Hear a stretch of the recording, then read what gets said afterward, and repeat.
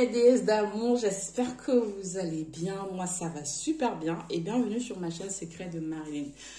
Aujourd'hui, je reviens avec une nouvelle vidéo vous montrer comment fabriquer un macérat huileux à base de la poudre de moringa. Donc, voilà. Cette fabrication, elle est simple. Elle est vachement simple. Moi, je vous invite, pour des personnes qui veulent vraiment fabriquer les produits eux-mêmes, de faire les différents macérats que je vais vous présenter, parce que par la suite, je vais vous montrer comment je vais fabriquer des savons à base de macérat de moringa.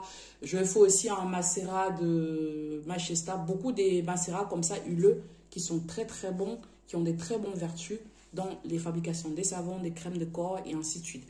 Donc voilà, je vous présente rapidement les éléments. Ça, c'est mon récipient que je vais peser mes poudres parce que j'aime bien peser, être sûr de la concentration de mon produit. Même si, bon, on peut mettre comme ça, mais s'il vous plaît, pesez. Moi, j'ai pris l'habitude de tout peser, c'est pas plus mal. Donc, on aura besoin de la poudre de moringa. Moi, je l'achète chez Aromazone. Ça coûte pas trop cher là-bas. D'accord ? Par rapport aux d'autres, ça coûte quand même un petit peu cher. Mais voilà, la qualité, au moins, elle est bien. Ok. Je suis plutôt contente de la qualité. J'aurais besoin de l'huile d'olive extra vierge.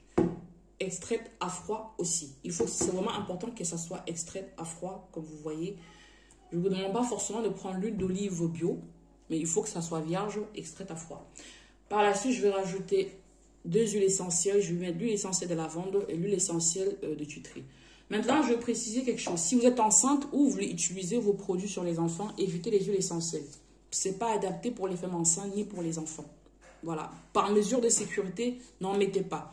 Rajoutez plutôt la vitamine E, même si l'huile d'olive contient quand même beaucoup de vitamine E. Donc, rajoutez juste de la vitamine E et puis voilà.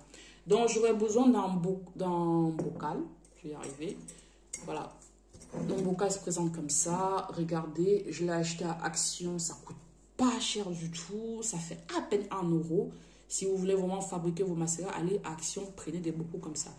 Puisque en grande surface, c'est beaucoup trop cher, c'est honteux. Ça coûte 3 fois le prix, franchement, c'est exagéré. Donc voilà.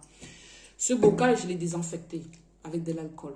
D'ailleurs, tout ce que je vous montre, que ce soit la cuillère, celui-ci, j'ai tout désinfecté. Les filles, une chose qui n'a rien à voir avec la vidéo, je tenais vraiment à vous le dire aujourd'hui. Quand vous fabriquez vos produits, portez des gants. Portez des gants. Je me suis brûlé les mains tout simplement parce que j'ai fabriqué des produits. Je ne mettais pas de gants. J'avais pris trop d'assurance. Je m'amusais à fabriquer comme ça. Je me suis brûlé les mains. Honnêtement, là, depuis un moment, j'en souffre. Mais je fais le traitement tout simplement parce que sur le coup, je ne me suis pas rendu compte. Ce n'est que le lendemain, quand j'ai commencé à avoir des rougeurs sur ces zones-là, que je me suis dit, waouh! Les acides ont dû toucher mes mains pendant que je travaillais et je ne me suis pas rendu compte.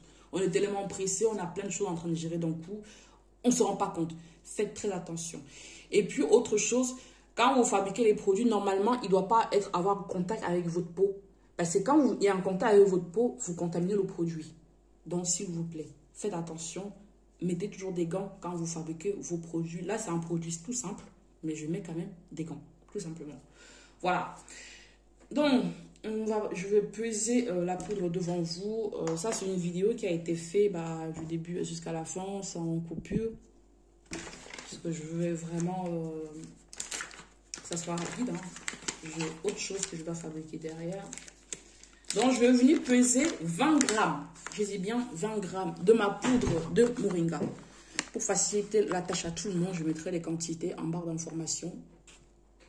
Je crois que j'ai pris l'habitude de mettre et quand je ne mets pas, ça perturbe d'autres personnes. Donc, je vais mettre toutes les quantités comme ça. Vous avez les quantités avec vous. Donc là, on va peser exactement 20 grammes. 20 grammes de poudre de de moringa pour 200 ml d'huile. Donc, mon produit va être bien concentré. Je vais avoir quelque chose qui va être bien concentré. Ça sera top. Vous pouvez en mettre moins si vous voulez. Hein, mais voilà, moi, je veux que ça soit bien concentré. Donc, voilà quoi. Je crois même que 20, ça fait quand même beaucoup. Normalement, c'est de... 20, en fait, ça vous fait 10% de concentration de la poudre.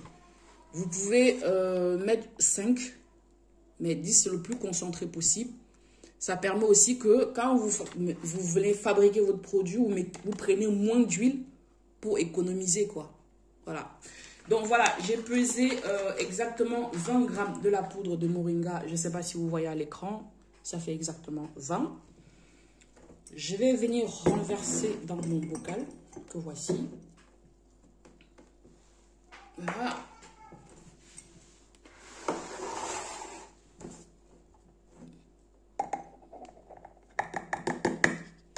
Et là, je vais venir renverser l'huile directement dedans. Vous allez me demander pourquoi je ne pèse pas l'huile. Je ne veux pas peser l'huile tout simplement parce que je sais que mon bocal fait exactement 250 ml. Donc, je veux mettre mon huile jusqu'à m'arrêter exactement là. Je l'ai déjà fait une fois et je sais que quand je suis là, c'est bon. Donc là, je vais le faire directement parce que mon truc est en train de tomber. Donc, vous venez rajouter de l'huile directement dans votre bocal. Si vous voulez si vous voulez vous rassurer que ça soit la bonne quantité, vous pouvez peser. Mais là, mon bocal, je l'ai déjà fait dedans. Donc, je sais très bien que quand je suis là, c'est la même quantité. Voilà. Stop. Voilà. Vous allez remuer. Vous allez remuer un tout petit peu. Pas un tout petit peu, vous allez vraiment remuer bien, quoi. Jusqu'à ce que la poudre soit bien mélangée avec l'huile. Et vous allez le secouer tous les 2 jours. Moi, je vais laisser macérer pendant 3 semaines. Tous les 2 jours, vous secouez. Tous les 2 jours. Quand je vais filtrer au bout de 3 semaines, je vous montrerai le résultat. Et vous allez voir que c'est super bien. Vous pouvez fabriquer les crèmes pour les cheveux. Vous pouvez fabriquer les savons, les crèmes de visage pour les peaux acnéiques, par exemple. Les sérums huileux à base de certaines huiles. Parce que je sais qu'il y en a qui disent que l'huile d'olive n'est pas bon pour le visage. Moi, je vous dis tout de suite, c'est super bien pour le visage. Ça hydrate très bien. Et pour moi, j'ai une peau acnéique. Ça ne m'a jamais créé des comédons. Pour les autres, je ne sais pas, mais moi, ça ne m'a jamais créé des comédons. Hein. Je sais juste que l'huile de coco, ça donne des comédons, mais l'huile d'olive, non. C'est très bon pour le visage. Maintenant, si vous avez la peau grasse, moi, j'ai la peau déshydratée, un peu sèche. Si vous avez la peau grasse, ça ne va pas vous graisser votre peau. Voilà. Là, je viens rajouter mes huiles essentielles. Je vais mettre 5 gouttes de chicory. Là, j'espère que ça va sortir parce que ça... Oh, c'est pas vrai, ça sort pas. Je suis obligée de couper la vidéo parce que là, ça... Ah, ça y est. Ah, ça y est, c'est bon. Et 5 gouttes de l'huile de lavande vraie. Ça, vous trouvez en pharmacie. Sinon, vous prenez Aromazone. Voilà. Ça sent super fort, hein, l'huile essentielle de lavande vraie. Mais moi, j'adore l'odeur. Pour des personnes qui me suivent, qui sont camerounaises, il y a un plat chez nous qui s'appelle le cuit. Ça sent le même odeur que ça et j'adore. Donc, voilà les filles. Ma préparation est terminée. Là, je recouvre mon bocal. Vous voyez, c'est super bien, ça se ferme. Voilà, parfait. Je vais laisser le macérer pendant 3 semaines. On peut aller jusqu'à 1 mois, mais 3 semaines, c'est suffisant. Tous les matins, je dois prendre les secouer. Non, pas tous les matins, tous les 2 jours, vous secouez. Tous les 2 jours. Juste au bout de 3 semaines, c'est déjà bon. Et si vous voulez laisser 1 mois, il n'y a pas de souci. Donc voilà les filles, restez connectées. Je vais vous faire beaucoup de vidéos sur les macérats parce que comme je vous l'ai dit par la suite, on va fabriquer des savons, beaucoup de choses à base des trucs organiques qui vont être très bien.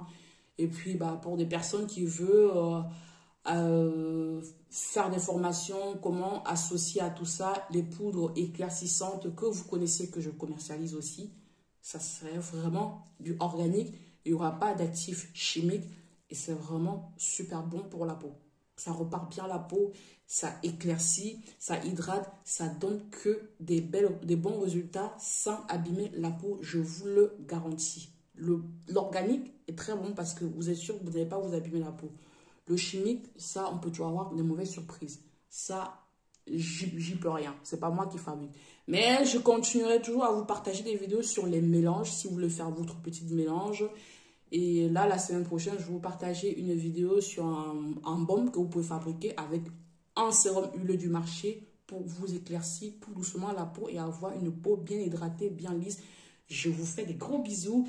Si vous avez aimé cette vidéo, vous pouvez liker. Franchement, les filles, je vois des vues, il n'y a pas de likes. J'ai l'impression que ce que je vous fais ne vous intéresse pas. Likez pour m'encourager quand même. Laissez un commentaire s'il y a des choses que vous n'avez pas compris. Je vous aime fort et je vous dis à très vite. Ciao!